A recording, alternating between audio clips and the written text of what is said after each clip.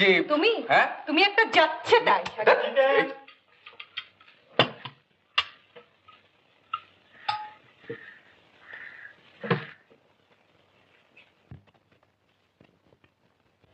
চিরকাল তো বসেই রইলে আর সমস্ত এমনকি বিয়ের বন্দোবস্তটা পর্যন্ত আমাকে করতে হচ্ছে।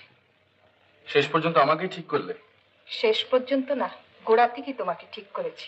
একটা কথা বুঝে থাকো, আমি এমএ পাশ করে 2 বছর ভ্যারান্ডা ভাবছি, বুঝলে? সেই জন্য বলছিলাম যে আমাকে বিয়ে না। টাকার আন্ডিল একটা সেটকে বিয়ে করা উচিত ছিল। তুমি বুঝছো না, তোমাকে বিয়ে করলে আমি খাওয়াবোটা কি? খাওয়াতে হবে না, আমি খাওয়াবো। তুমি খাওয়াবে? হ্যাঁ। ভেরি গুড, তাহলে বিয়েটা হচ্ছে কবে? আমি বিয়ে করলেই তো আর তুমি বিয়ে করতে পারবে না, ভেবে দেখো।